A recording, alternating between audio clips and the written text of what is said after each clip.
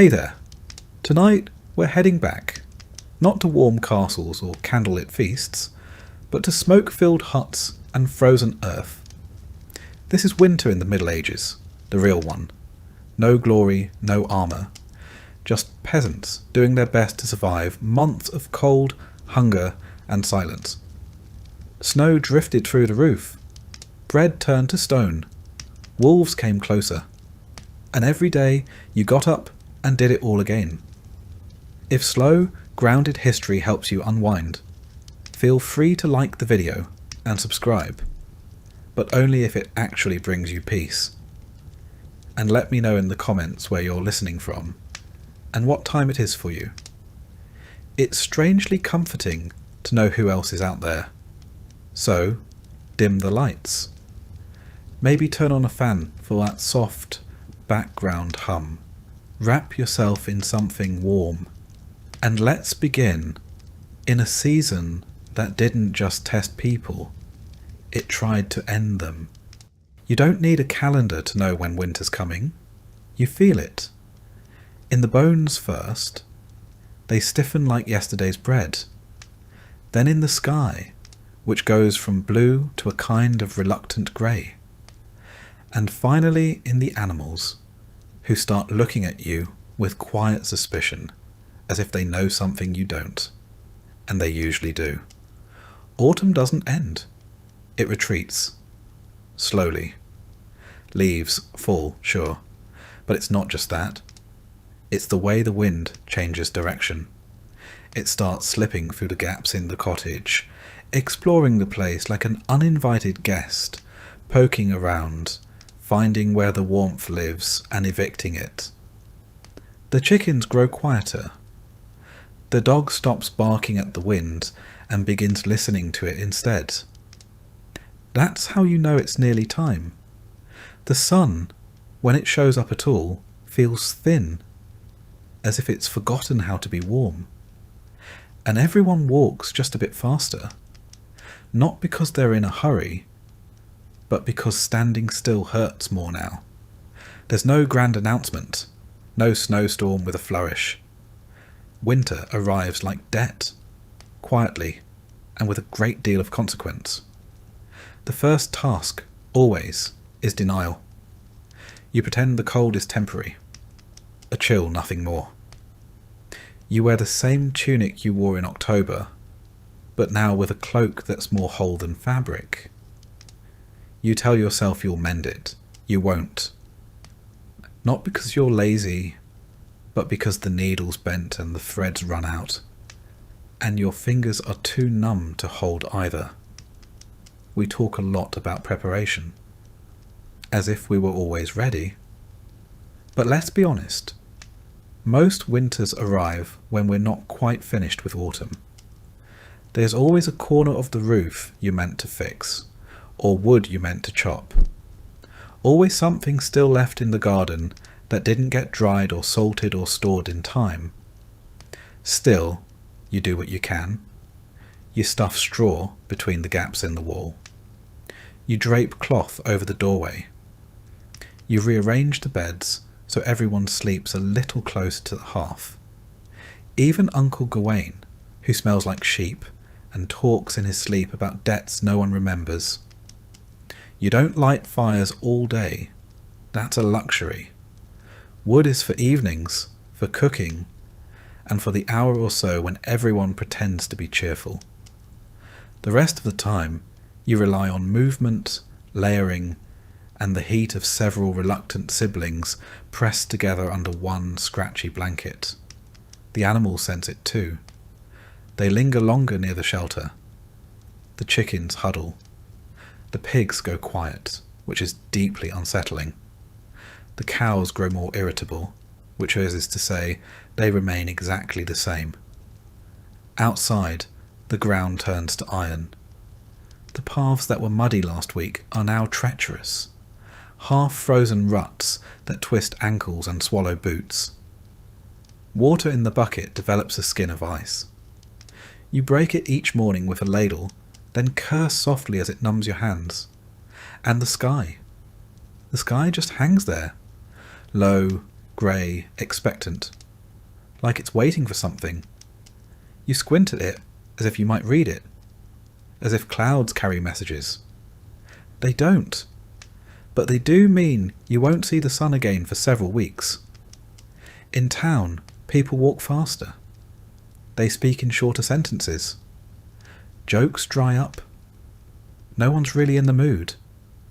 Even the church sermons get a little darker. The priest reminds you that cold weather is God's way of encouraging humility. You wonder if God might try a slightly warmer lesson plan. And then, finally, one morning, it happens. Snow. Not a blizzard, not yet. Just a dusting. Like flour spilled across the fields. But it changes everything. The thatch turns white. The trees stiffen. Your breath comes out in little clouds, and every step outside sounds like you're stepping on old parchment. And with that snow comes the realization you're locked in now. The earth has closed up shop for the season. No more digging, no more planting. Nothing will grow. What you've already stored is all you've got. And if you didn't store enough, well, you'll learn how thin stew can really get. You begin to count things differently.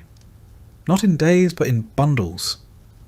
How many bundles of firewood left? How many sacks of grain? How many turnips? How many eggs this week? Not many, as the hens stop laying when it's cold. They prefer to huddle near the fire, just like everyone else. You keep yourself busy, even if nothing feels productive. You mend clothes, you scrape pans, you stir ashes, hoping a warm coal is hiding underneath. If there's time, and there often is, you spin wool. It's not just for making cloth. It's for keeping your hands moving, your mind occupied. Too much quiet, and your thoughts start getting ideas. The animals aren't just company. They're cohabitants.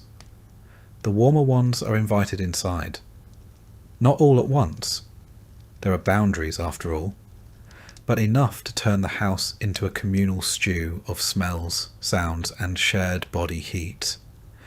You get used to waking up with a goat breathing on your neck. Well, maybe not used to, but you stop fighting it. Evenings are the worst. The sun disappears too early, and the darkness arrives like it's angry about something. Candles are expensive. Tallow lamps are smoky. You sit near the fire, if there's one going, and you listen. To stories. To wind. To the way the wood pops when it burns. Sometimes someone gets it in their head to tell a ghost story. This always seems like a good idea, until you realise you have to walk across the freezing yard to use the privy afterward. You run. You try not to trip. You definitely don't look into the shadows. And yet, winter isn't all misery. There's a rhythm to it. A kind of bitter predictability. You know the chores. You know the limits. And there's a strange camaraderie in knowing everyone else is miserable too. You learn to find comfort in small victories. Warm feet for 5 minutes. A stew that tastes slightly less like despair. A day without wind cutting through the cracks in the wall. You celebrate quietly, because the moment you laugh too loud, someone will remind you we've only just begun. Historically, we peasants didn't fare too well in winters. The little ice age, starting around the 14th century, brought harsher, longer winters across Europe. Rivers froze. Crops failed. In some years, the Rhine froze solid for months, and markets were held right on the ice. Yes, people shopped on frozen rivers, until the ice decided otherwise. In particularly bad years, like 1315 to 1317, rain ruined crops for seasons. It wasn't just cold, it was famine. Up to 30 million people affected. And when there's no food, people get imaginative. Cannibalism was whispered about. Infanticide too. Not dinner table conversation, but then again, we didn't always have dinner. But that's the thing about winter. It's not just about enduring the cold. It's about enduring each other. A family of 6, 3 goats, 2 chickens, and a bucket of salted fish sharing 20 square feet of living space? That's a social experiment with no exit. You hear every cough, every complaint, every unfortunate digestive development. Privacy becomes a myth. Modesty goes out with the sunlight. You do your best not to argue, not out of patience, but because it stirs up the air and lets in more cold. And so you settle in. You shrink your world down to a few feet around the fire. You learn the weight of every blanket, the creak of every board, the rhythm of the weather. Days shorten, nights lengthen, and time starts to dissolve into a sort of frozen soup. You're not living, exactly. You're enduring. And eventually, you stop asking how long winter will last. You just wake up each day and survive that one. If you're lucky, the firewood holds out. If you're very lucky, the roof does too. Because in a medieval winter, the cold doesn't knock. It lets itself in. And stays a while. And tomorrow it starts again. Winter doesn't just try to kill you with cold. It kills you with chores. And at the top of that frozen to-do list? Wood. Endless amounts of it. You don't just need a few logs for ambience. You need firewood like your life depends on it, because it does. Everything revolves around fire.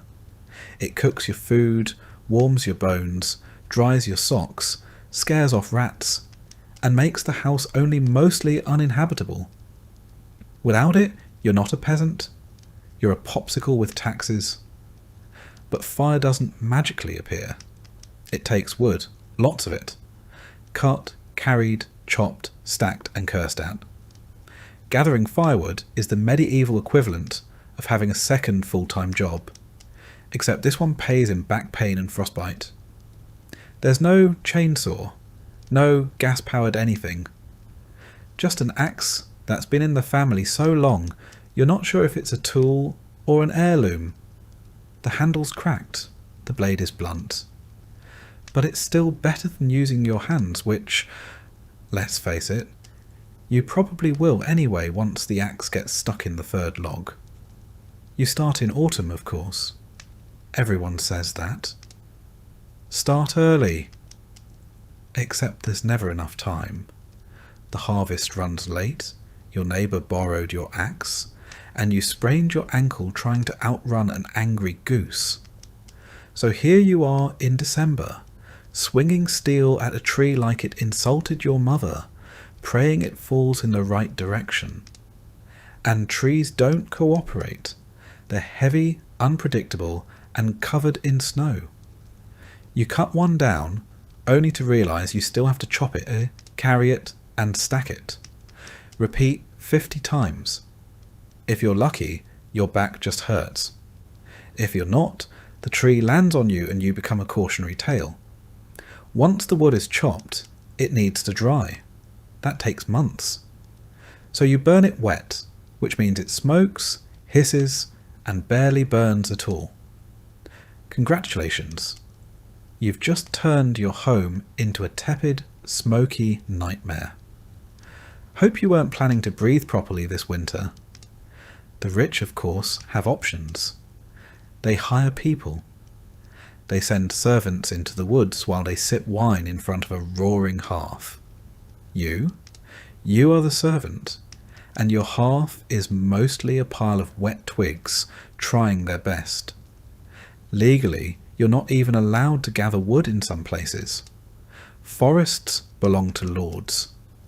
And if you're caught collecting kindling on noble land, the punishment ranges from fines to beatings to, occasionally, being made an example of. For picking up sticks. Yes, really. That's why many peasants turn to alternatives. things like peat, dried animal dung, or bundles of brush.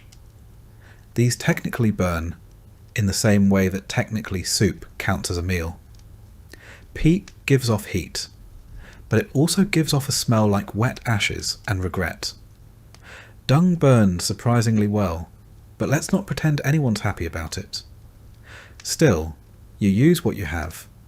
You gather dried cow patties with frozen hands and pretend you're not inhaling memories of last summer's pasture. The good news? It's free. The bad news? Your cottage now smells like a campfire held inside a barn. Stacking firewood is an art. Too tight and it moulds. Too loose and it falls over and breaks your toe. So you build a neat pile against the wall of your house, wrap it with whatever canvas you can steal from your cousin, and hope it doesn't collapse under snow. It will. And you never have enough. That's the golden rule. Doesn't matter how much wood you cut. It's never enough. By February, you're down to burning fence posts, old furniture, or anything that vaguely resembles timber. There's no sentimentality. If it catches fire, it's fuel. You dream of firewood. You count logs instead of sheep. You have actual arguments over who burned the good stick too early. You ration embers. You hoard coals like they're treasure. And if you manage to find a particularly dry branch under the snow, you bring it home like a war trophy. Sleeping in winter is a gamble. If the fire dies out, the temperature inside drops to hope you wrote a will. You tuck in close, under layers of blankets, furs and other humans. Not because you like them, but because survival beats personal space. In some homes, livestock sleep inside too. Not out of kindness, out of necessity. Chickens provide eggs and ambient warmth. Pigs are radiators with hooves. Cows are basically space heaters that moo. It's not cosy. It's crowded, noisy, and smells like a petting zoo collapsed into a soup kitchen.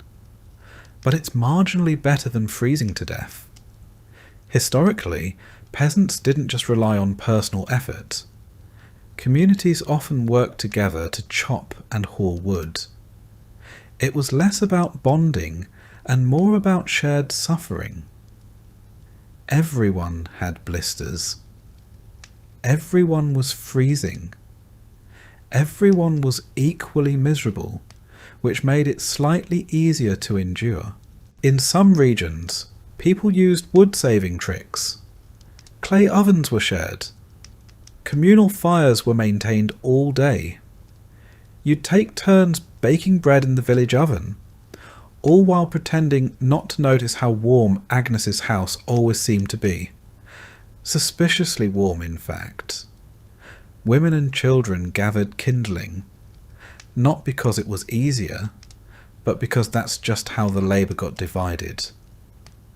If you were small and had fingers, you were sent to the woods with a basket and told not to come back empty. What you returned with might have been twigs, might have been pine cones. Either way you contributed, and then there's chopping itself, a deeply medieval kind of misery. Your gloves, if you have them, are soaked through in minutes. Your fingers go numb, the axe slips, the wood splits wrong. Something hits your shin. You yell, not because it helps, but because that's all you've got left. By midwinter, the ground's too hard to chop into. Your hands have more splinters than skin, and you still haven't figured out where half your woodpile disappeared to. Spoiler, your neighbour borrowed it again, and yet you keep going, because fire is non-negotiable. It's warmth. It's food.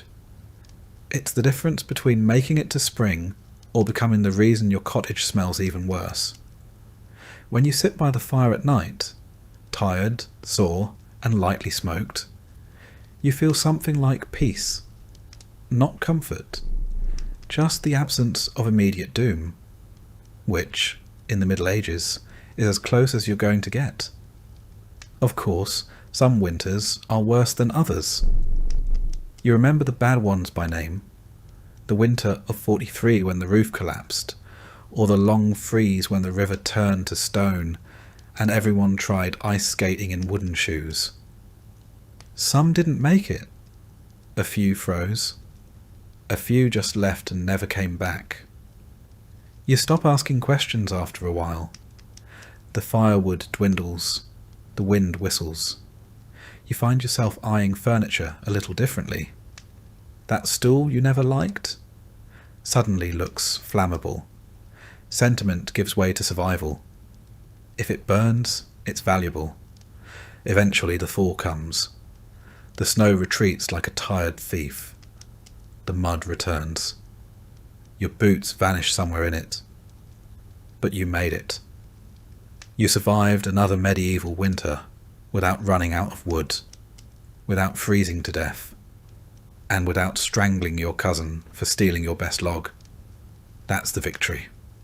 No medals, no parade, just frostbitten fingers, permanent smoke smell, and the deeply satisfying knowledge that you're not a popsicle. Not this year anyway. The next morning you do it all over again, because even as spring edges closer, the cold lingers. The chores never stop.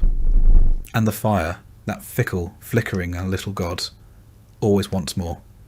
More wood, more sweat, more of you. And you give it. Because in the end, it's not about comfort. It's about survival, one splinter at a time. And tomorrow, same routine. Chop, stack, burn, freeze, repeat. You don't beat winter. You survive it. And if you're lucky, next year's axe won't break before your spirit does. Because in the end, winter doesn't care how tired you are. The logs won't chop themselves. The fire won't feed itself. And warmth, that rare, fleeting thing, has to be earned every single day. You don't need a calendar to know it's winter. Your stomach tells you first, loudly, repeatedly. It's not hunger in the modern sense. That gentle rumble that reminds you to check the fridge. It's deeper, angrier. The kind of emptiness that makes you stare at bark and wonder, could I stew that? Food in a medieval winter is like firewood. Always running out, never easy to get, and guaranteed to cause arguments. You don't plan meals. You ration them. You stretch them. You look at 3 shriveled turnips and call it a feast. You start with what you've stored. Grains mostly. Barley, rye, oats. Wheat if you're rich, or stealing from someone who is. You keep them in sacks, barrels, or anything that keeps out rats. Which is nothing. The rats always find a way. They're like furry tax collectors with teeth. Most of your meals revolve around pottage, the medieval mystery stew. It's not so much a recipe as a lifelong experiment. You throw in whatever's edible and hope it doesn't kill you. Root vegetables, dried beans, wilted greens, maybe a strip of dried pork if you've got royal connections or a generous neighbour. It simmers for days, sometimes weeks. New ingredients are just added to the pot. Old ones never quite leave. It tastes like boiled earth, with a hint of onion and regret. You eat it anyway, every day, twice a day if you're lucky, not because you like it, but because it's there. And in winter, that's enough. Meat is rare. You don't have a freezer. You don't even have a cold cellar, just a slightly less awful corner of the cottage. If you did slaughter something in the fall, a pig, a goat, your neighbour's least favourite chicken, you salt it, smoke it, dry it, and then hide it from everyone in the house, especially the kids. Kids will eat anything, including raw bacon and the string you tied it with. Sometimes you fish. If the river isn't frozen, if the ice isn't too thick, And if you haven't already burned your fishing rod for kindling. Ice fishing is a thing, just not a fun thing. You chip away at a hole in the ice while your toes slowly lose sensation. Then you sit, wait, and contemplate how life became a series of increasingly stupid decisions. If you're near the sea, you might dry some herring or smoke eel. It's nutritious. It's long-lasting. And it tastes exactly how it sounds. If you're not near water, you rely on whatever your neighbours didn't guard well enough. Bread is essential, but it's also a gamble. Made from whatever flour you've got, rye, barley, sometimes lentils, and often padded out with filler. Sawdust, yes. Grounder corns, maybe. Bark, on a bad year. Bread isn't soft and fluffy. It's a blunt object. Something between food and medieval defence weapon. And sometimes the bread fights back. In damp storage, rye can grow a fungus called ergot, a delightful little microbe that causes hallucinations, convulsions, and occasionally death. You don't know this. All you know is that the bread makes you see colours, scream at clouds, and possibly become a religious visionary. Or a witch, depending on who's watching. Dairy helps. If you have animals that haven't frozen, wandered off, or been eaten. Milk spoils quickly, so you turn it into butter or cheese. The cheese is hard, salty, and vaguely threatening. Butter's a luxury. You keep it wrapped in cloth, hidden under your bed like it's gold. Because in winter, it basically is. Eggs? Not likely. Chickens slow down in the cold. They're too busy trying not to die. You might get 1 a week, maybe 2 if you speak nicely to the hens and threaten the rooster. That egg goes in the pottage, or you stare at it long enough to get full from imagination. Fresh fruits and vegetables? That's adorable. No apples, no greens. Maybe a dried plum from last August, if it didn't rot or become home to a worm. Most vitamin C comes from sour cabbage or fermented turnip, lovingly described as crunchy disappointment in vinegar. It keeps scurvy away, but also friends. Preservation is everything. You salt, smoke, pickle, and dry anything that once moved, grew, or was near something that did. You make jams from berries, if you managed to find them, and didn't eat them all in a sugar-starved frenzy last summer. You hang herbs from the ceiling, until they drop into the soup one by one like leafy confetti. Nothing is wasted. Bones are boiled twice. The fat is saved. Even the ashes from the fire end up in soap or used to scrub pots. If someone throws away food, you question their sanity. Or you marry them, because clearly they're wealthy enough to waste things. And then there's hunger itself. Not mild hunger. Not I skipped lunch hunger.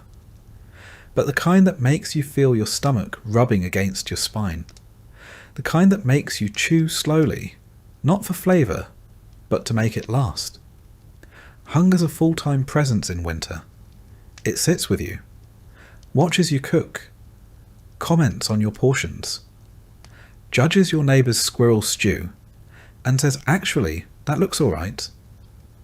There's a rhythm to it. You wake up hungry. You go to bed still hungry. You learn to live with the gnawing feeling, like a mouse chewing inside your belly. Eventually, you stop noticing. Until you smell stew from a neighbour's hut and immediately consider selling a sibling. Even the better off peasants don't eat well. They just eat slightly more of the same bland, mealy disappointment.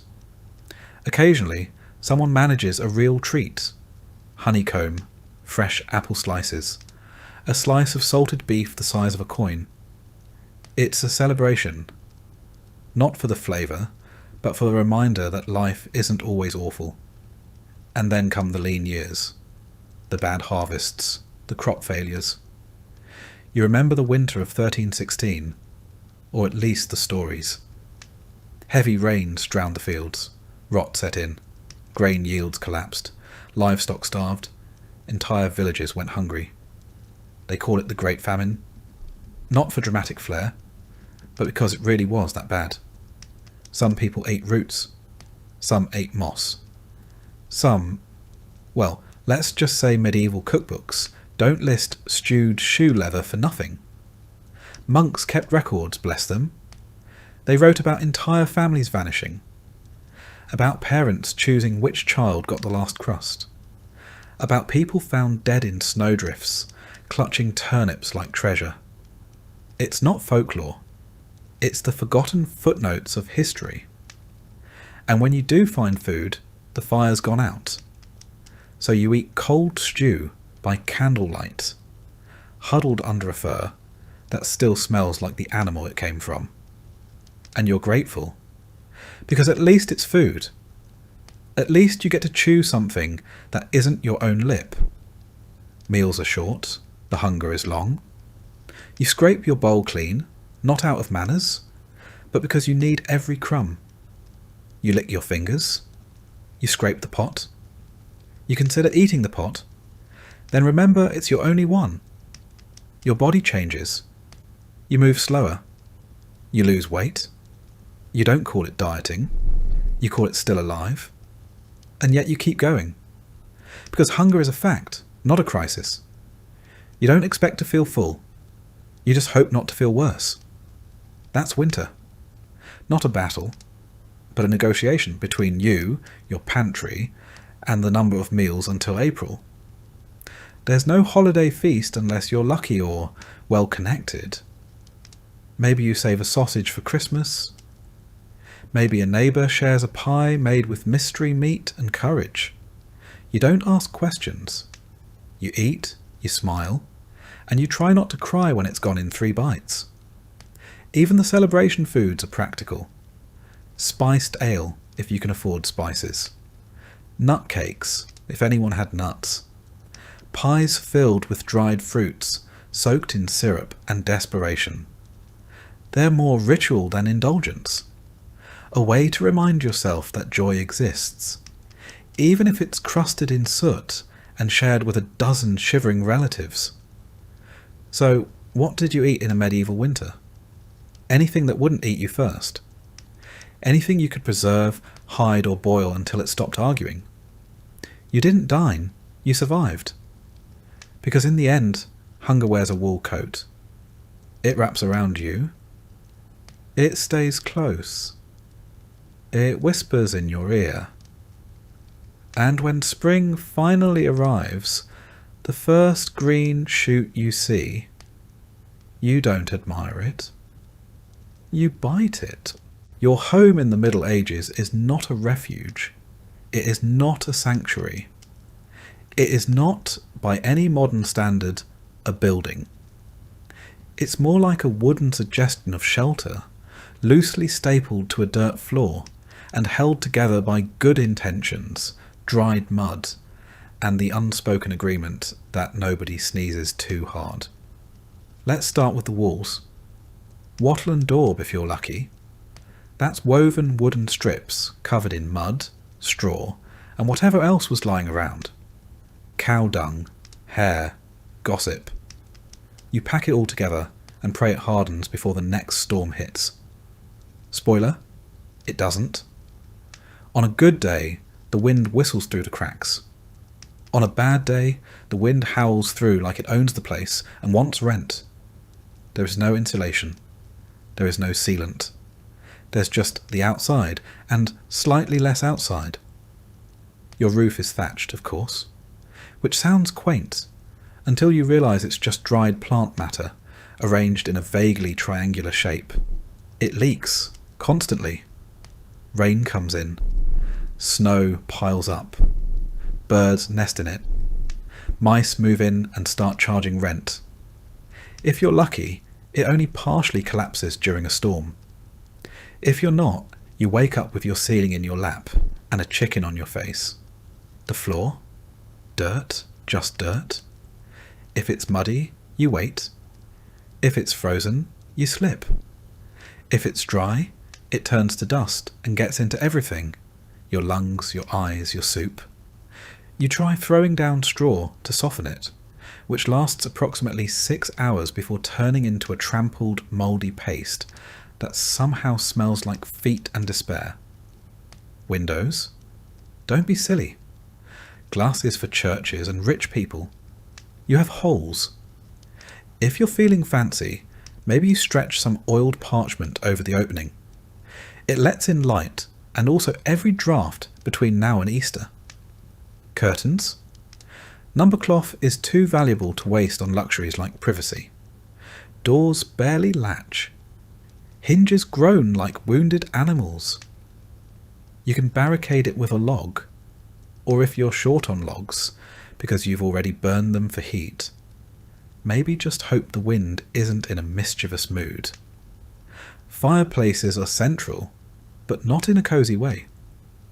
There's a fire pit in the middle of the room. No chimney, just a hole in the roof. So the smoke rises slowly, filling your home with a lovely grey fog that coats your walls, your lungs, and any hope you had of clear breathing until spring. You don't smell the smoke after a while. You are the smoke. Now let's talk furniture. You don't have much. A wooden bench, maybe a stool. A table if you're living the high life. Beds are shared with your spouse, your children, and occasionally livestock.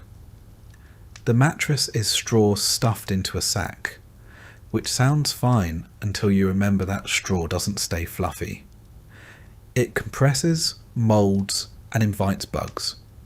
Your pillow is another sack. If you're lucky, it's full of feathers. If you're not, it's just more straw, possibly slightly less crunchy. Blankets? Wool, if you've got it. Or furs, if something nearby died recently.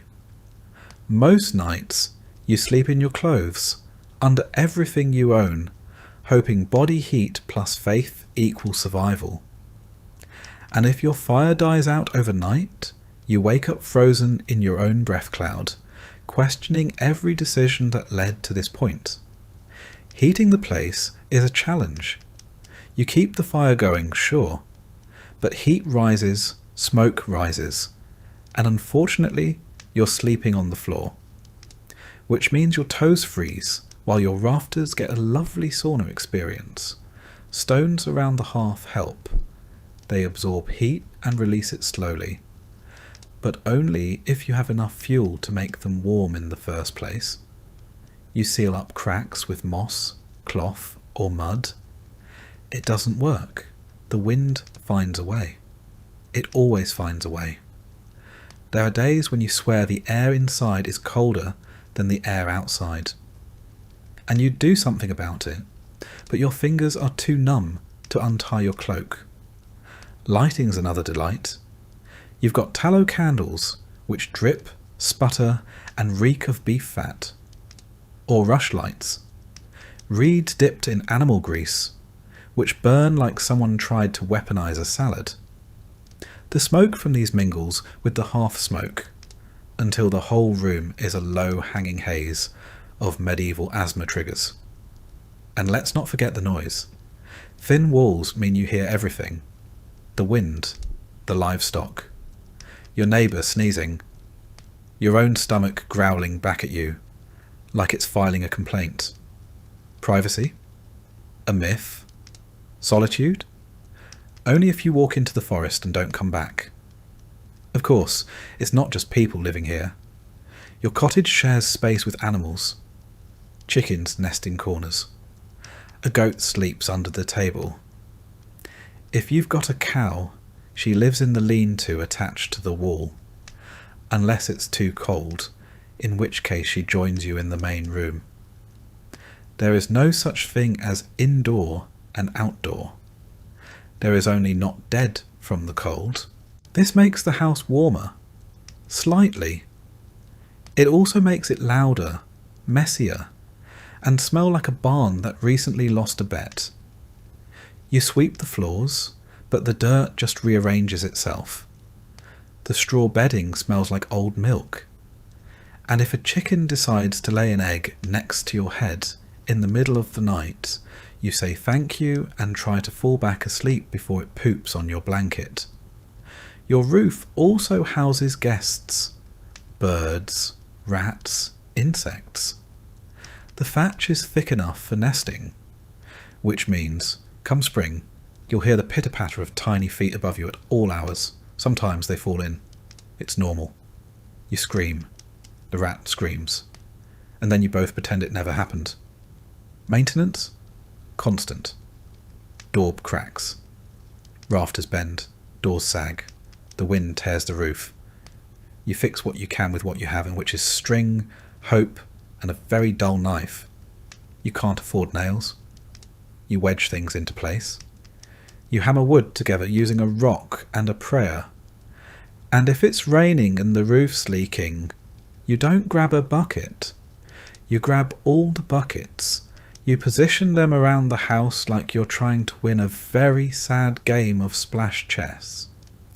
You learn which spots drip first. You name them. You curse them. You learn to sleep around them. It's not all doom. There are warm moments. The fire catches well. Someone shares a fur. A draft stops for no reason. You convince yourself it's your craftsmanship. You huddle close with your family and pretend the smell is comforting. It's not. But it is familiar. Still you endure it. Because this isn't just a pile of timber and bad smells. It's home. It's where you were born, where your children were born, and where someone probably died last week. You patch it. You sweep it. You whisper to it in winter, like it's a sick relative. Just hold on a little longer. You don't compare it to a castle. You compare it to not freezing to death. And by that measure, it's doing fine. Some wealthier peasants whitewash the walls. Not for luxury, for lice. The lime kills bugs. A fresh coat every year keeps the walls bright and the infestations mostly cosmetic. You think about doing it. You even collect the lime. But then the firewood runs out again. You hang herbs to make the air smell nicer. They dry out, crumble, fall into your soup. You eat them anyway. The taste is weird, but you tell yourself it's seasoning. It's not. And every so often you dream of a second room, of a wooden floor, of a roof that doesn't make you flinch every time a breeze picks up. You don't expect it. You just let the thought sit with you while you stitch another patch into the wall and listen to the rain come through the ceiling. Because in the end, your house isn't warm or dry or peaceful, but it's still standing.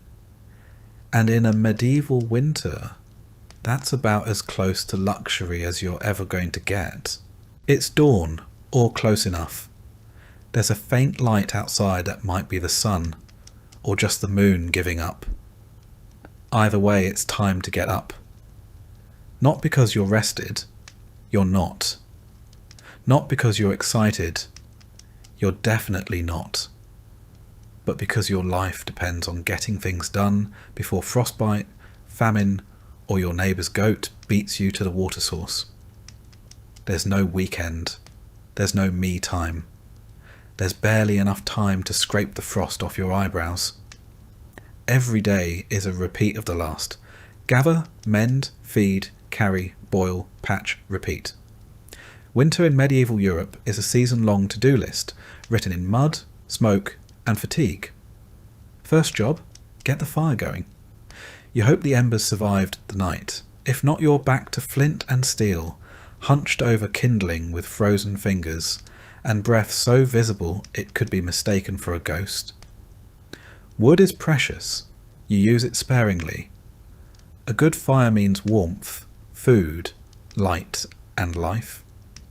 A bad one means all of the above slowly slip away while you pretend you're not crying from smoke. Once the fire's going, or at least coughing along like an asthmatic squirrel, it's time for water. The bucket is heavy, the The stream is half frozen, and the path is icy enough to host the worst Olympics event in history. Peasant figure skating.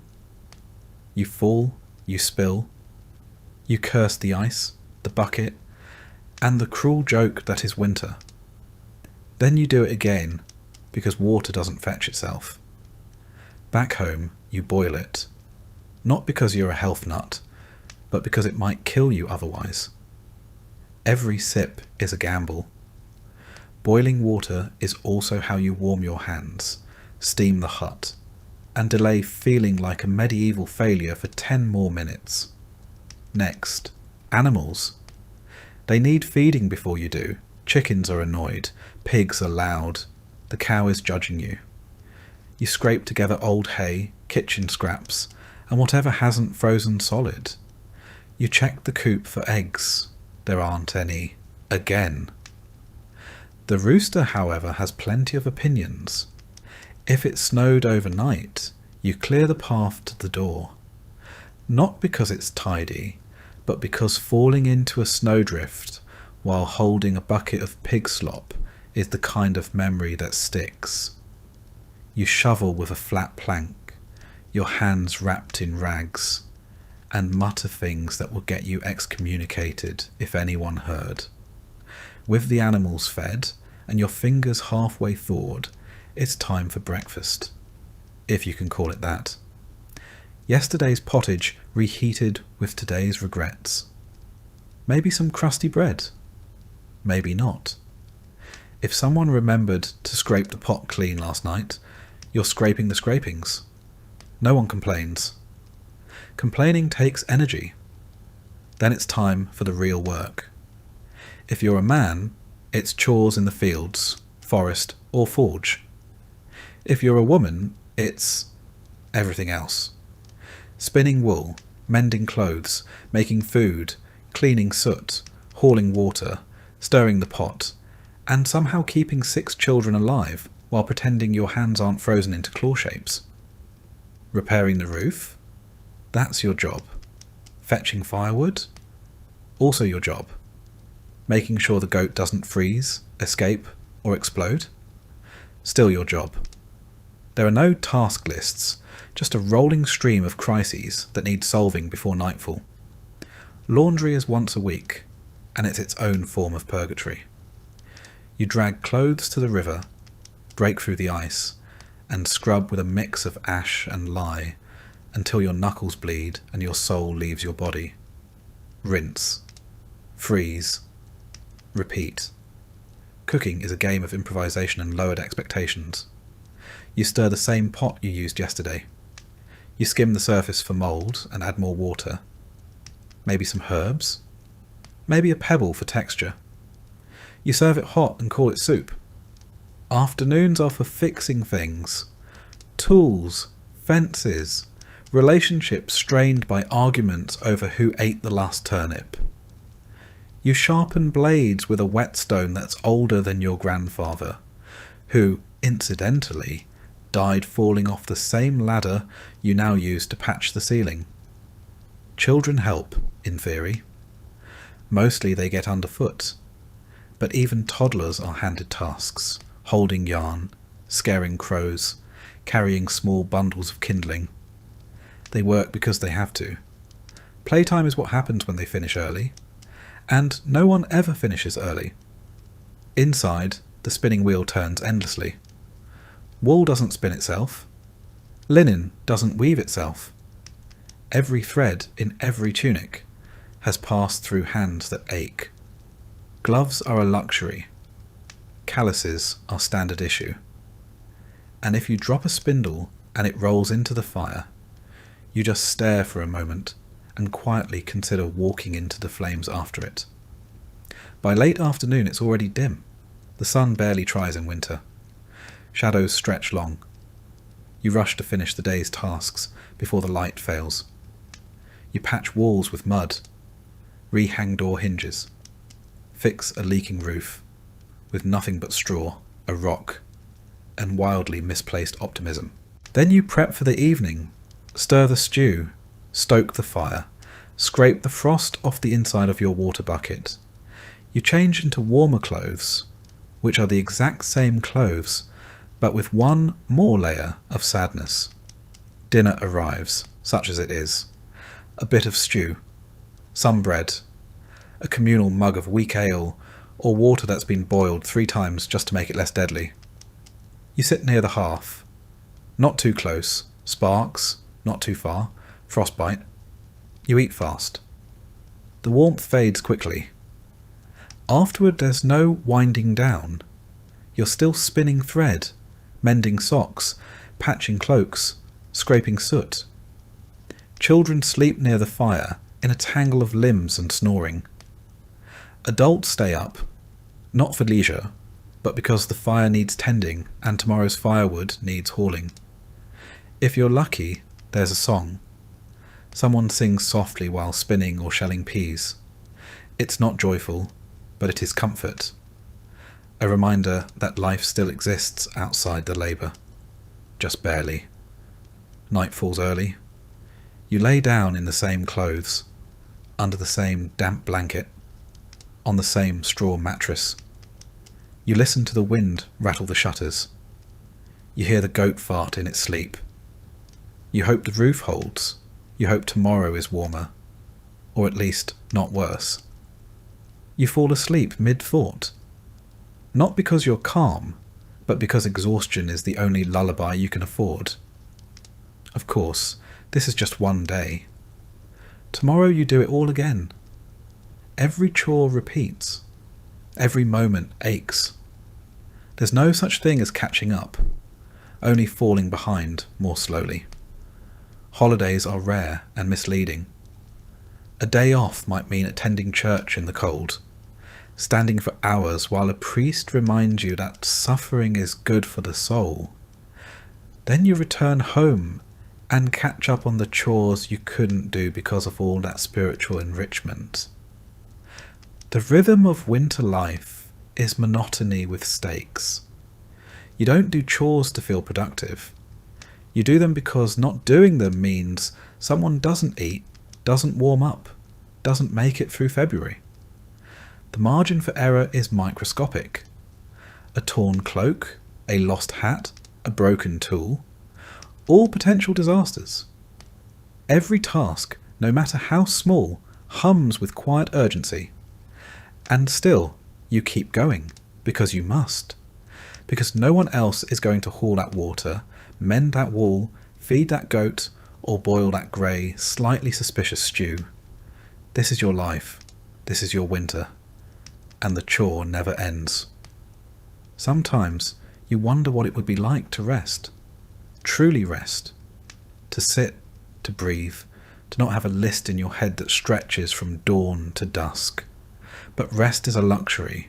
Movement is survival.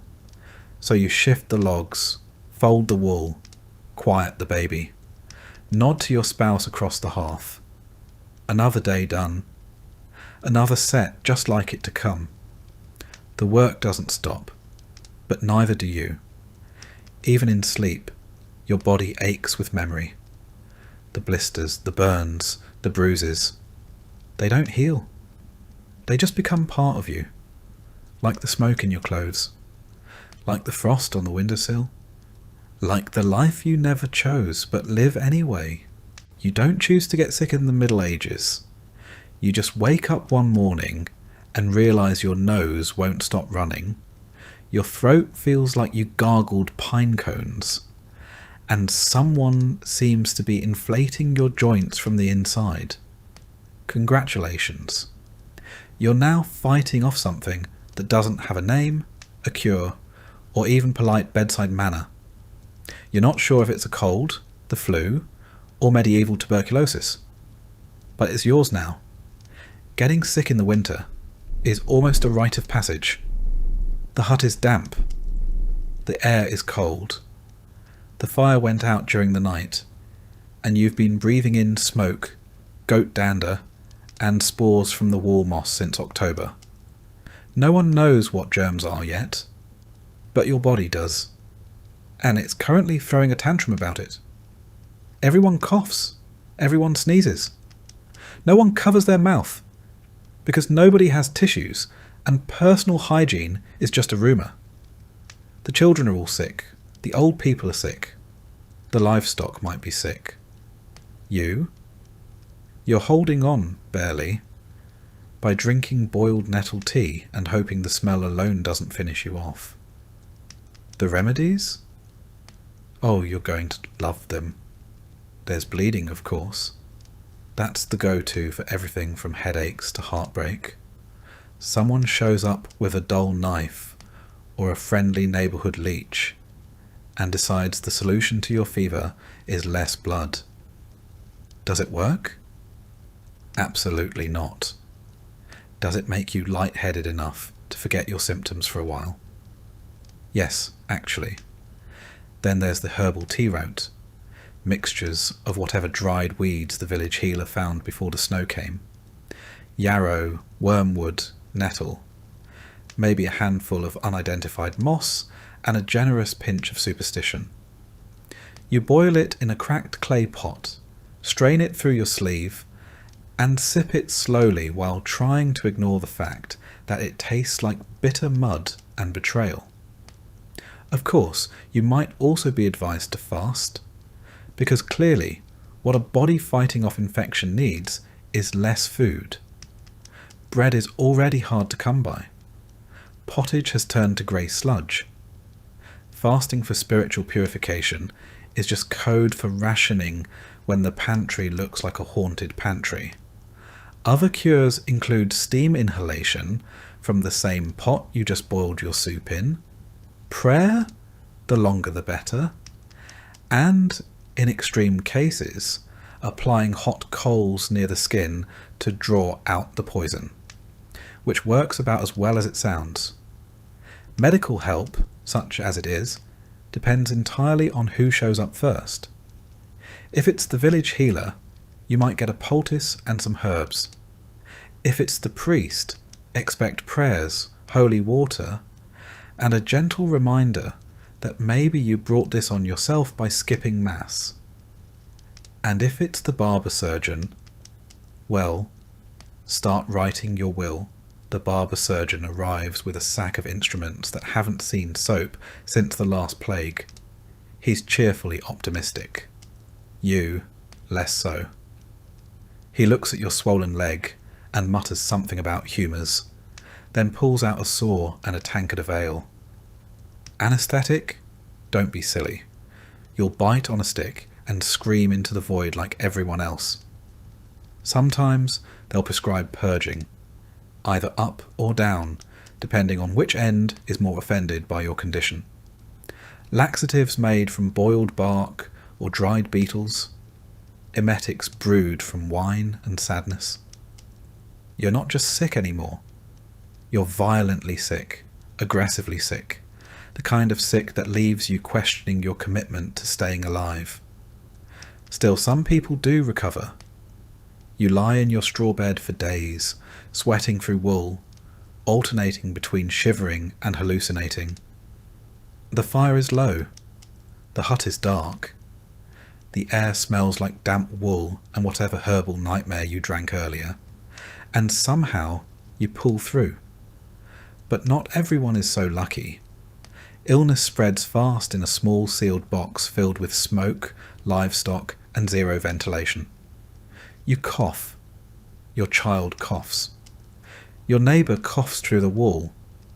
Within a few days, half the village is sniffling, wheezing, or laid out flat under mouldy blankets, being fed onion water and last rites in equal measure.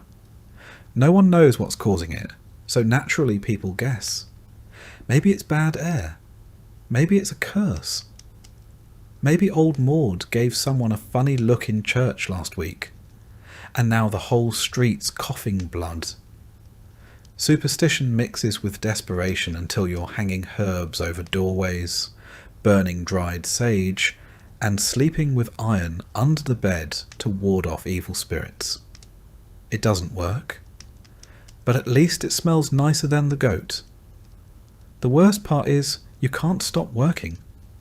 You're sick, but the firewood still needs chopping. The cow still needs milking. Your kids still expect dinner. even if it's just a steaming bowl of hope and nettles. Rest is a luxury reserved for corpses. So you stagger out of bed, wrap yourself in every piece of wool you own, and shuffle through the snow like a disgruntled ghost. And all the while, the risk looms that this won't just be a cold, that it's the start of something darker. Typhoid, pneumonia, the kind of thing that doesn't announce itself, just takes you quietly in the night. That's the real fear, not the pain, but the silence that follows. If the sickness gets worse, the signs are clear. The fever spikes. Your breath rattles. You stop getting out of bed. Someone lays a cloth over your forehead and pretends it's helping. The priest is summoned. Not the healer, not the barber. Just the man in robes who says it's time to prepare your soul. Confession comes quickly. You mumble out every sin you can remember, even ones you probably didn't commit, just to cover your bases. The priest nods solemnly and sprinkles you with holy water that smells faintly of mildew and desperation. He says words in Latin. You don't understand them, but they sound final. Your family gathers. No one says it, but they're preparing. The pot of herbs simmers quietly. Bread is saved. A blanket is tucked in a little tighter. There's a moment, just one, where you lock eyes with your spouse and realise neither of you is sure which of you will survive this winter. But sometimes, mercifully, the fever breaks. One morning, you wake up and the fire is still burning. Your breath doesn't catch. Your fingers can move. The room still smells like death warmed over, but at least it's warm. You've made it, barely, and now comes the long road back to functional. Recovery, however, is not glamorous. Your legs are weak. Your back aches. You haven't eaten solid food in days, and even if you had some, your stomach's not convinced it wants it. You get up too fast and nearly faint into the fire. Your first trip outside feels like crossing a frozen tundra on legs made of disappointment. No one throws a celebration. You just pick up where you left off. There's kindling to split, cloaks to mend, and a suspiciously bloated pig to investigate. If your voice still cracks from the infection, too bad. If you lost a few pounds, well, silver lining, less strain on your shoes. And just because you survived this one doesn't mean you're done. Illness never really leaves. It waits. In the corner, in the wind, in the shared mug or the unwashed cloth. You live in a world where health is a passing visitor, not a resident. Still, you carry on, because there's no other option. You cough less. You breathe a little easier. You no longer see strange shapes in the corner of the room. The colour returns to your face, along with the weight of everything that still needs doing. Because in the Middle Ages, illness comes free. But survival, that's extra. You don't brag about surviving. You don't even talk about it. You just wake up the next day, pull on your patched tunic, and start hauling water again.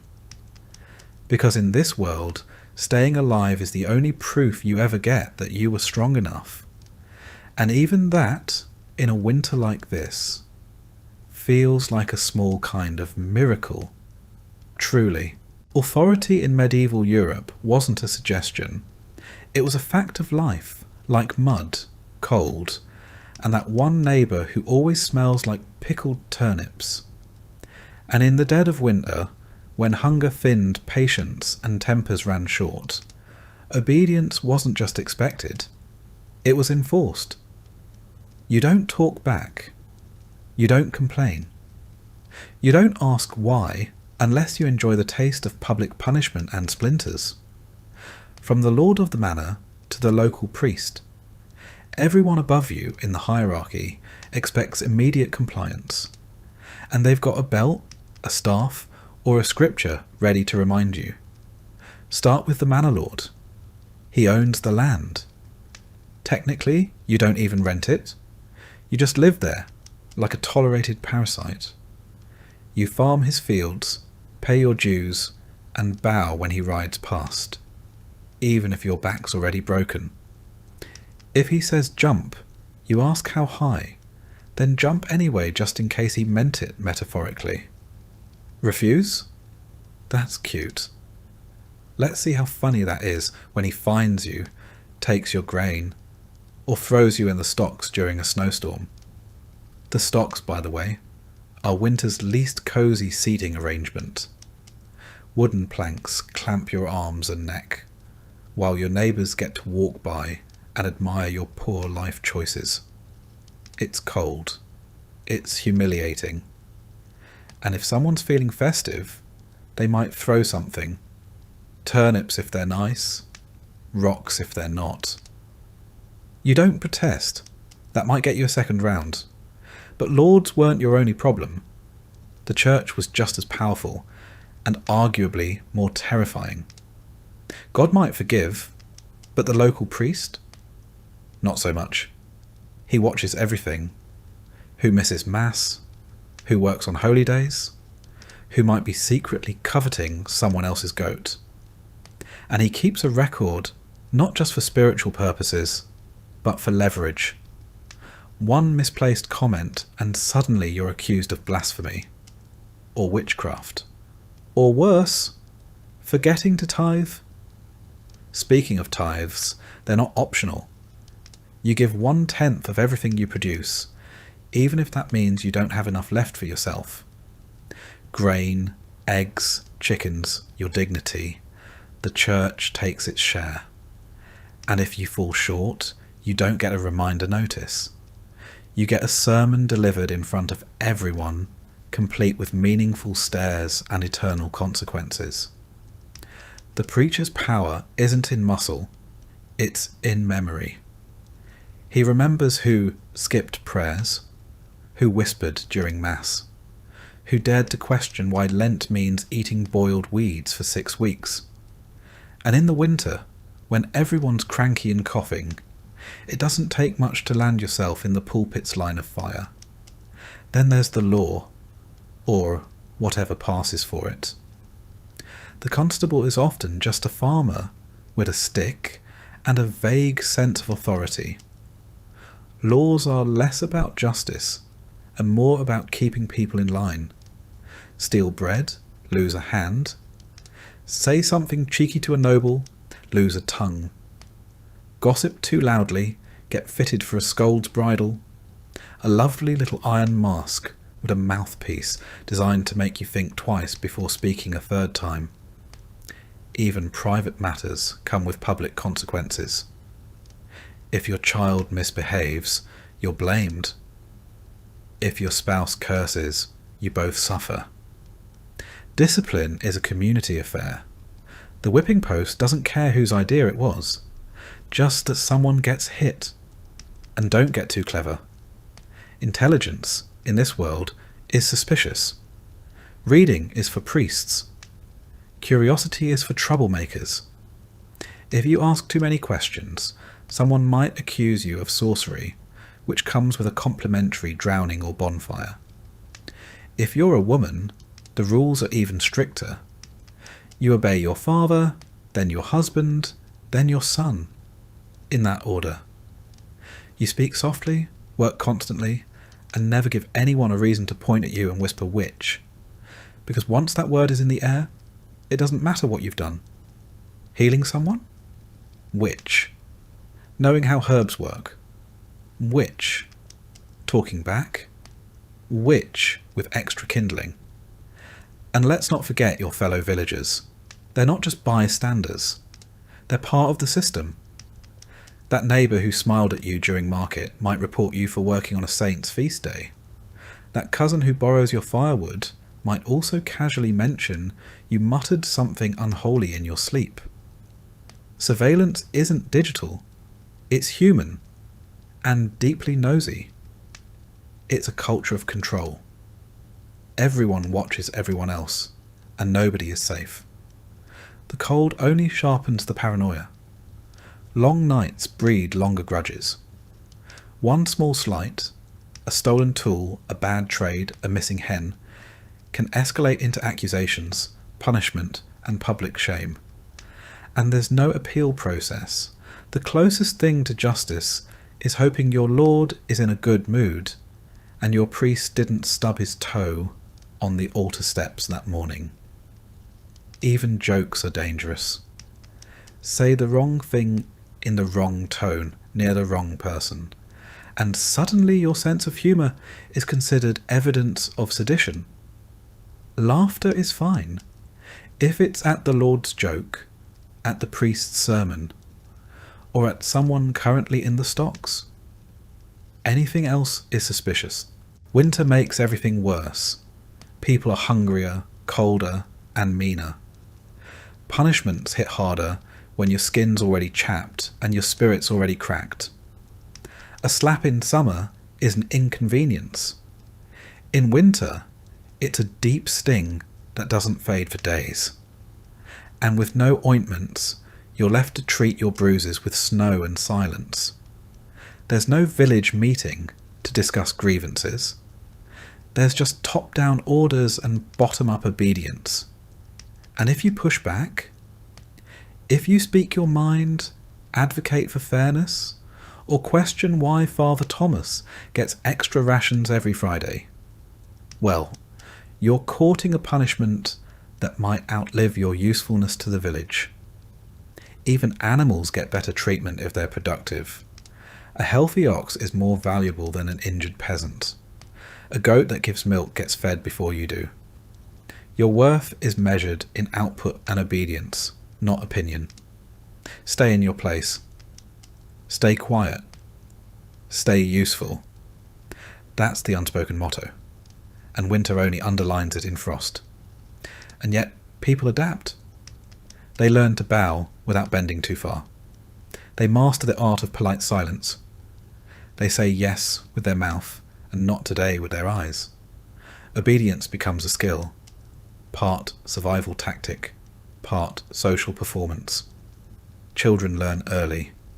They're taught not just how to work, but how to act, how to speak to the Lord, how to avoid the priest's gaze, how to sit still at Mass and not giggle when old Margaret snores during the homily. You don't teach them to dream big. You teach them to stay small, unnoticed, and intact. Even religion, the supposed comfort in a world this hard, is used as a leash. You're reminded weekly, sometimes daily, that obedience brings salvation. That questioning is the road to hell. That God is watching, and also, coincidentally, so is Father Thomas, who seems a little too invested in whether or not you kneel deeply enough during prayer. At night, the village is quiet. Not peaceful, just quiet. The kind of quiet that sits heavy. You listen to the fire crackle, the wind moan, and the occasional footsteps of someone trudging home from the tavern. You lie still, wrapped in wool and fear, and think about how obedience kept you alive today. Not happy, not free, but alive. Tomorrow you'll wake up and obey again. Not because you believe in the system, but because survival depends on it. The price of winter is submission, and everyone pays whether they mean to or not. You don't question the cold. You don't question the rules. You just pull on your boots, bow your head, and keep moving. Because in the medieval winter, questioning authority isn't rebellious. It's suicidal. Even your thoughts aren't entirely your own. You shape them carefully, keep them quiet, tuck them away behind your eyes. Because in a world built on obedience, even thinking freely feels like a dangerous luxury. So you obey, you endure, and you wait for spring. Because in winter, even rebellion freezes. And you've got enough to survive without adding heresy to the list. So you lower your eyes, seal your lips, and carry on, like everyone else. You're not alone out here. And that's not meant in the comforting sense. The kind people say when offering a hug. It's the kind whispered by your inner voice when something howls in the woods, and your door isn't quite shut right. Because in the medieval winter, you are surrounded by things that want your food, your warmth, and occasionally your face. Wolves are the obvious concern. By December, they're starving. By January, they're bold. They prowl the edges of the forest, closer now than in summer, noses lifted toward your chimney smoke. They smell meat. They smell fear. They smell you. And when you walk alone, maybe to fetch firewood, maybe to empty the slop bucket, they watch. Sometimes they follow. They rarely attack outright, but you've heard stories. Everyone has. Some say they wait until you slip, until your lantern goes out, until your boot catches in a snowdrift and you fall face first in silence. Then it's over fast, or not fast at all. But wolves aren't the only ones watching. There are smaller predators, quieter, sneakier, and often already inside. Rats don't care about the cold. They've made themselves at home, tucked behind sacks of barley, scurrying under your straw beds, nibbling anything remotely edible, and some things that aren't. You've heard them at night, the gnawing, the skittering. The occasional scream from someone discovering a rat had made a nest in the laundry pile. They eat grain, soap, leather. They chew through your shoes, your belts, the bindings of the only book in town. If it can be chewed, it will be.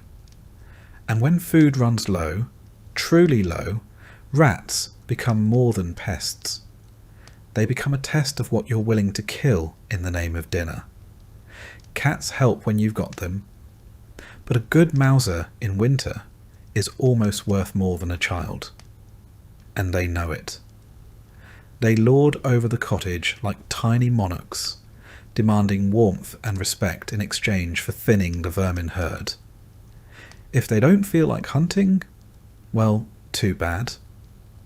The rats resume their midnight buffet, and you wake up to something missing a corner. Then there are the dogs, not all of them friendly. Some are village strays, half-wild things with torn ears and ribs showing through their fur. Most were abandoned when food got tight. Now they roam in loose packs, sniffing at doors, chasing chickens, and occasionally cornering someone too slow to close the gate. You don't trust them, they don't trust you. They bark at ghosts and sometimes at nothing at all. But when they're hungry enough, barking turns into biting. Out in the woods, you've heard rumours of lynxes. Rare, but not impossible. A blur of fur and claws that disappears before you're even sure it was real. Mostly they avoid people. Mostly. But if one showed up in the village, no one would be surprised. Just unlucky. Boars are worse. Big, mean, and stupid. They don't hunt you. They charge you. Especially if they're cornered or desperate. You've heard of men losing legs to a wild boar tusk. Or lives. In the leanest months, some still try to hunt them for meat. Sometimes they come back with dinner. Sometimes they don't come back at all. And just when you think the outside is bad, remember, the inside isn't much safer. The cold drives more than rats indoors. Spiders, beetles, centipedes, things that crawl and crunch underfoot, all come looking for warmth. You step on them barefoot at dawn and pretend not to scream. You sweep them into the hearth and watch them sizzle, then go back to stirring your soup like nothing happened. If you're storing food for winter, dried meat, apples, cheese, or salted fish, you guard it like treasure. Not because you're greedy, because you're in competition with everything else that breathes. The mice are relentless. The mould creeps faster than your fingers can scrape. And the family dog, if you have one, has taken to staring at the larder door like it's made of dreams. Some families hang food from the rafters to keep it safe, which works, until something climbs the wall and steals it anyway. You've found half-eaten sausages on the floor, tiny bite marks in your bread, and worse, droppings in the flour bin. You wipe them out, close the lid, and pretend it's still usable. Because waste is luxury, and you can't afford either. Even birds get strange in the cold. Crows seem to follow you, perching on rooftops, watching from fence posts, silent and waiting. You tell yourself it's superstition, but then you see 3 of them on the same beam above your front door, and wonder if they know something you don't. Winter sharpens everything. Sound carries further. Footsteps in snow echo louder. When you hear something outside, snapping branches, low growls, even the rhythmic crunch of approaching boots, your heart doesn't race. It locks up. Because sometimes it isn't an animal. Sometimes it's a person who's just as hungry as a wolf, and twice as desperate. Bandits don't take the season off. They're colder, hungrier, and more reckless. If they think your family has food, they might try the door, or break it down, which is why you sleep lightly with a blade near the bed, dull, rusted, but sharp enough to give you a fighting chance. You pray you never have to use it. And so, every noise becomes a question.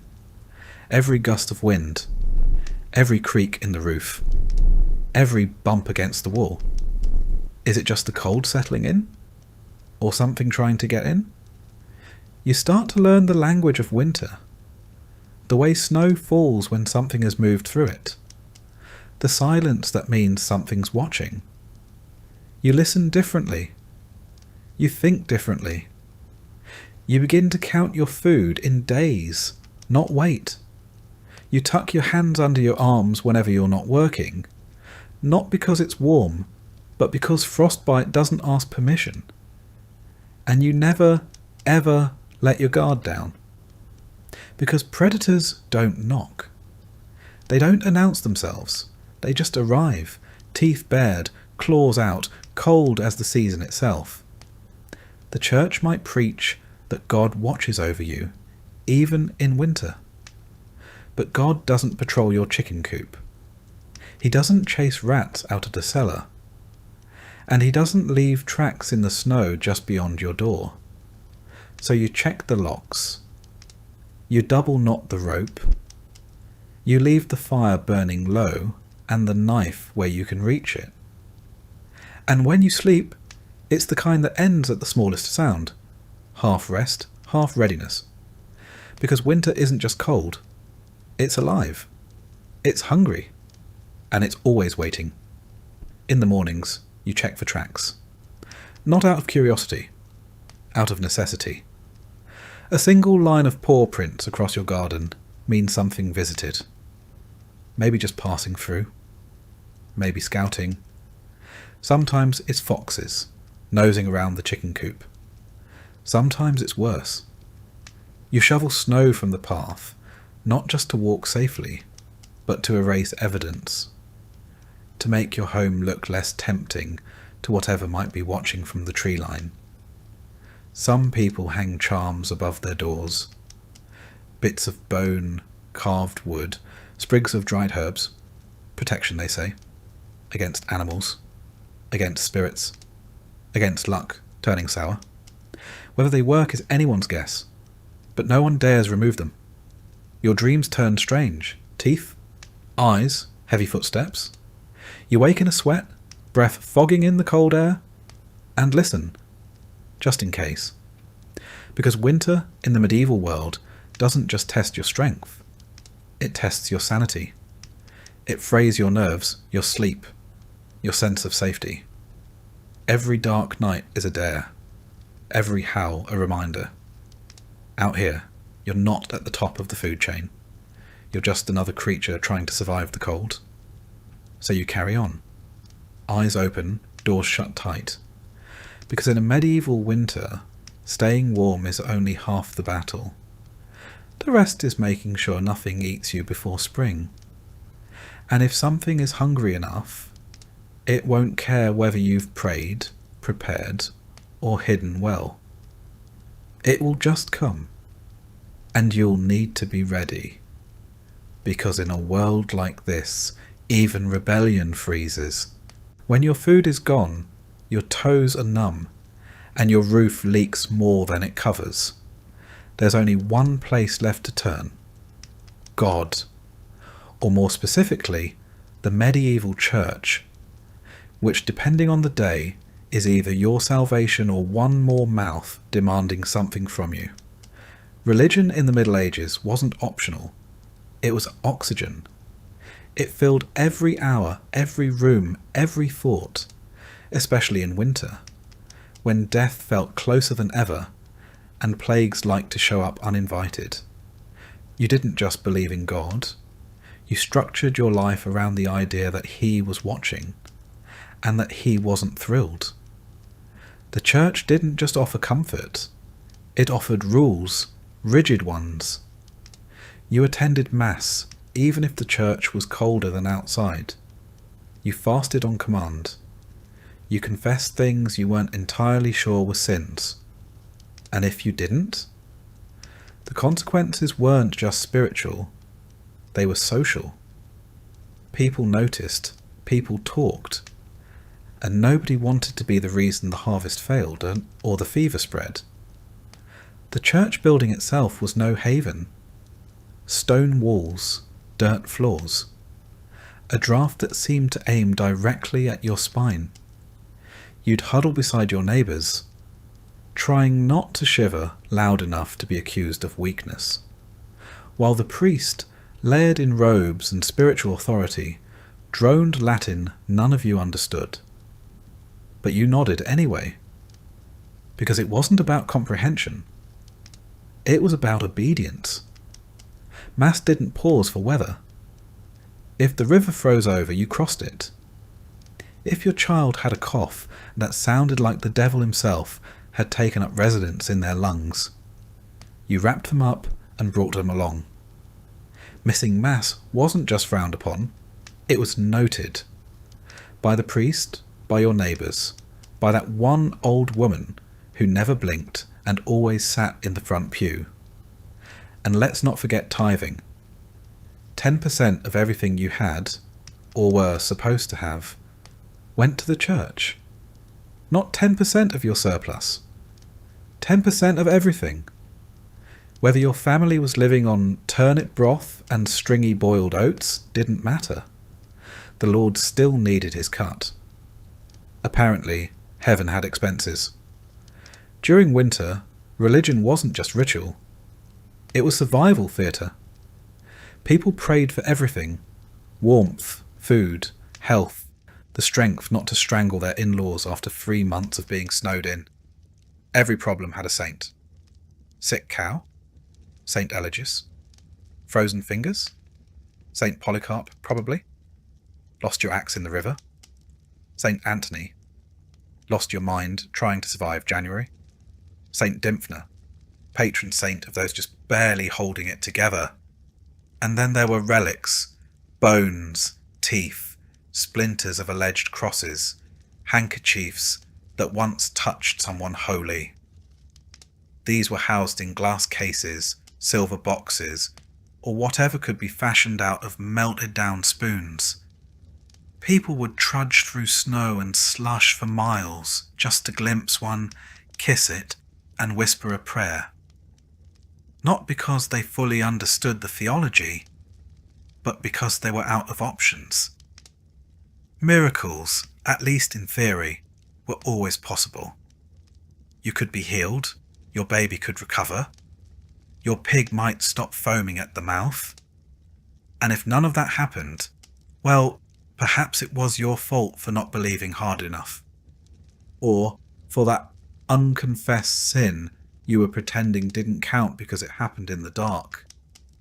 Confession was its own sort of winter ritual. You'd kneel in a wooden booth, knees frozen, voice low, whispering your sins to a man who already suspected what you were going to say. The priest didn't flinch. He'd heard worse. Always had. Adultery, theft, envy. That time you accidentally ate bacon on a fast day. You said your piece, got your penance, and left the booth feeling briefly lighter, until the guilt crept back in 5 minutes later. And then came fasting. Advent, Lent, Saint days, no meat, no eggs, sometimes no dairy, in the middle of winter. When you already hadn't tasted meat in a month, and your last egg froze solid before you could crack it. You'd huddle over your sad little stew, made from whatever hadn't moulded yet, and call it holy sacrifice. But you didn't dare question it. The church was everywhere. It owned land. It controlled calendars. It collected dues. And it told you explicitly that everything you endured in this life would be worth it if you followed the rules. And if you didn't, eternal fire. Not metaphorical fire. Actual burning, shrieking, forever fire. That's what waited for you if you slipped up. The weather itself was a sermon. A sudden storm. God's warning. A stretch of mild days. God's mercy. A frozen crop. Someone sinned. Who? Unclear. But someone. This turned villages into moral pressure cookers. Neighbours watched neighbours. The widow who muttered too loudly during Mass. The man who skipped Vespers. The child who asked too many questions. Any of them could be the reason the goats froze. The line between spiritual and social punishment blurred quickly. Gossip spread like frost across a field. You'd hear whispers, "She doesn't kneel properly," or "I saw him work on the Sabbath." The next thing you knew, you were at the centre of a prayer circle, or an accusation. And while you were freezing your extremities off, trying to be a good person, the priest lived just a little warmer. Not wealthy by noble standards, but definitely better off than you. He had wine. Actual wine. A private chamber. Possibly a feather pillow. And he reminded you often that your suffering was part of God's plan, which was convenient for him. Less so for you, but you still listened. Because what else was there? Hope, no matter how dim, was the product the church traded best. In a world where your child could die from a cough, and your neighbour could vanish beneath a collapsing roof, heaven offered a kind of cruel comfort. If this life was nothing but mud, hunger, and cold, then surely the next would be better. Golden streets, warm light, no frostbite, no rats. You held on to that vision, not because it made sense, but because it had to. Because otherwise you were just surviving for the sake of suffering, and that was too much for anyone to admit out loud. You'd carve little crosses into the beams above your bed, whisper rosaries in the dark, tie charms to your belts, saints for safety, saints for sleep, saints for not dying before morning. Every tiny ritual was a rebellion against despair. You couldn't fix the cold. You couldn't fix the hunger. But maybe you could stay in God's good graces long enough to see spring. And that meant keeping the faith. Even if your knees bled from kneeling. Even if your prayers went unanswered. Even if, deep down, you weren't sure anyone was listening. And when someone did die, which in winter was often, it was the church that guided their body to rest. Or tried to. The ground was frozen. Graves had to be hacked open with picks, or left shallow and marked for later. The priest would mutter Latin over a frost-covered shroud, incense freezing mid-swing, as the living buried the dead with red fingers and numb faces. Sometimes the body couldn't even be moved. A makeshift service might be held in a barn, or right there in the house, as family members huddled beside the wrapped form, praying it wouldn't attract wolves before morning. But the church had answers for that too. Death was a passage, a test. The cold couldn't follow you into heaven. The hunger would end. The pain was temporary, if you believed, and if you obeyed. So even in the worst moments, kneeling in a church so cold, your breath fogs the hymnal, confessing sins just to feel some control, praying to a saint you barely remember the name of, you kept going. Because faith, in the medieval winter, wasn't just about salvation. It was about survival. And when the cold howled loudest, it wasn't the fire or the food that kept people going. It was the quiet hope that someone, somewhere, was listening. Because in a world ruled by frost and famine, belief was the last thing that couldn't be taken. There's a lie people like to believe about winter, that it ends in March. That spring arrives like clockwork, just when it's needed most. Flowers blooming, birds returning, the sun stretching its golden fingers across thawing fields. But in the Middle Ages, winter didn't care about calendars. It came when it wanted, left when it was finished. And sometimes it didn't leave at all. March could be just as cruel as January. Snow still fell. Ice still clung to the eaves like it had paid rent. The wind kept howling, and the sun stayed low, pale, and deeply unhelpful. Mud replaced snow, but that didn't mean life got easier. It just meant your boots got heavier. Spring was a rumour. Hope was a dangerous luxury. By the time the snow finally melted, the damage had already been done. The ground thawed, yes, but the people didn't. What winter didn't freeze, it starved. What it didn't starve, it broke. Bones, tools, spirits. Some families came through it thinner. Some didn't come through at all. You'd walk into town in April and find doors still shut, chimneys still cold. No smoke, no footprints, just silence and that particular kind of stillness that means someone didn't make it. Maybe it was the old man whose cough never got better. Maybe it was the woman who gave her bread to her children until there wasn't enough left for herself. Maybe it was the child who got sick in February and just faded. Funerals were quiet affairs, if they happened at all. By late winter, the graveyard had filled faster than anyone expected. The earth was too hard to dig properly for most of the season, so bodies were sometimes wrapped and kept in barns or caves until the ground could be broken. You'd smell them before you saw them, and even if you survived, you didn't exactly celebrate. You didn't burst into song at the sight of a crocus. You stared at the dirt like it owed you something, like maybe, if you waited long enough, it would give something back. Food, hope, a reason. Spring was not a joyful rebirth. It was a slow, muddy crawl out of the grave you nearly slipped into. You were alive, yes, but different. A little quieter, a little thinner. You laughed less. You trusted less. You had seen what hunger could do, what cold could steal, what desperation could turn people into.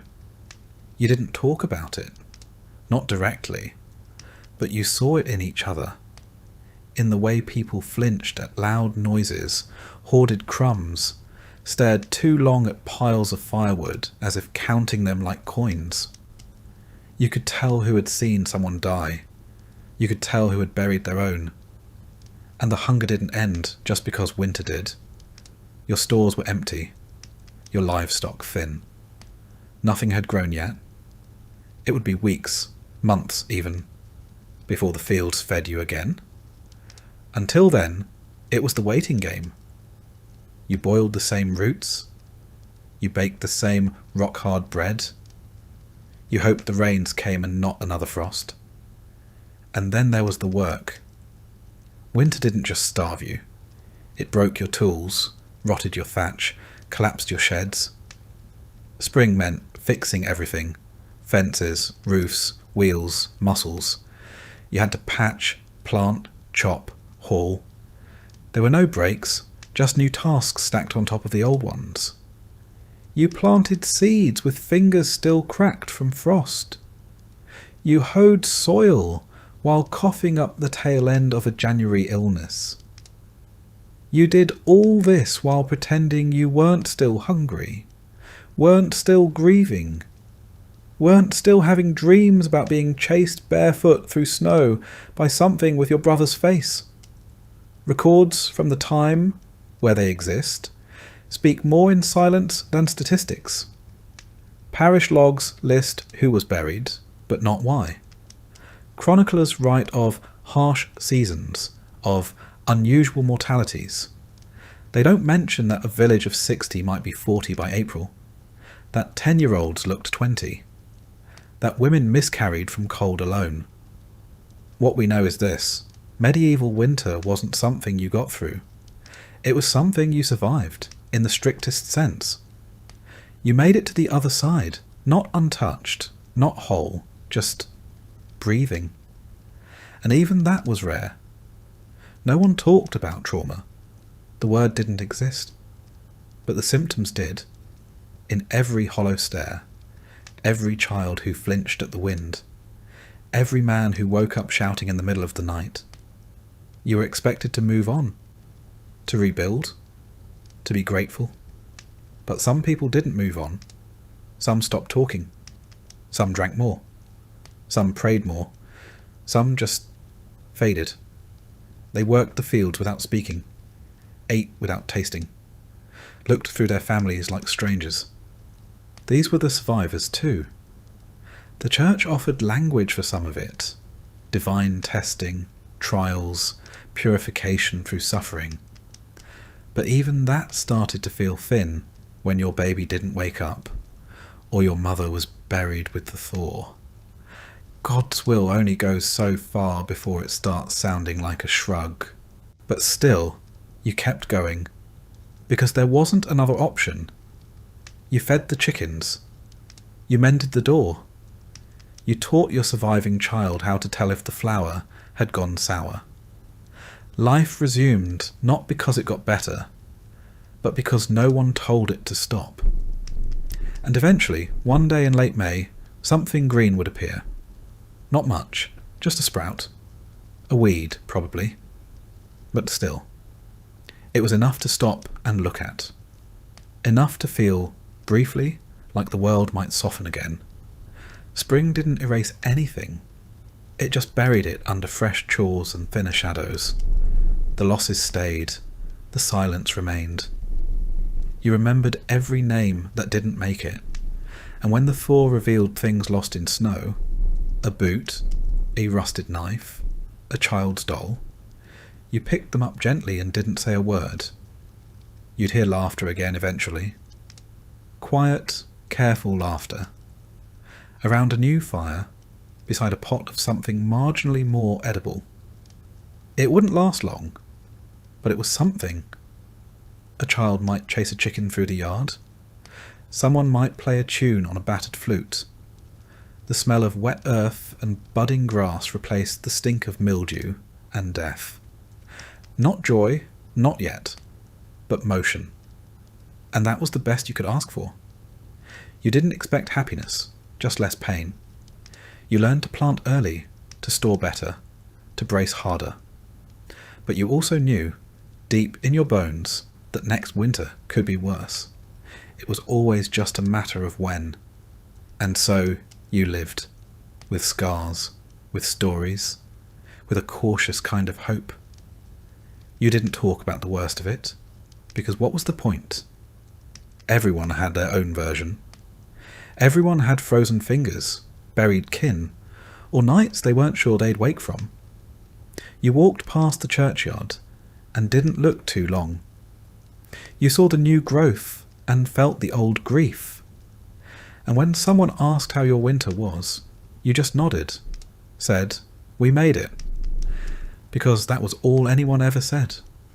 The truth was longer, messier, colder. It lived in the corners of the room, in the way you wrapped your cloak tighter, even in the sun, in the way you counted your food twice, in the way you listened for wolves, even in spring. Survival wasn't triumph. It was just endurance. But in the Middle Ages, that was enough.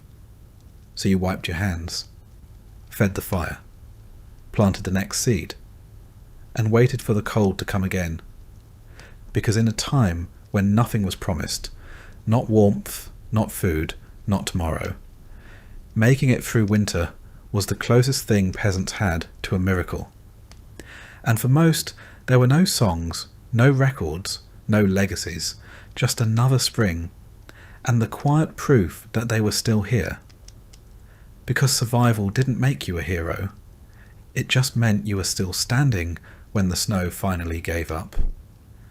And that, in the medieval winter, was the only victory that mattered.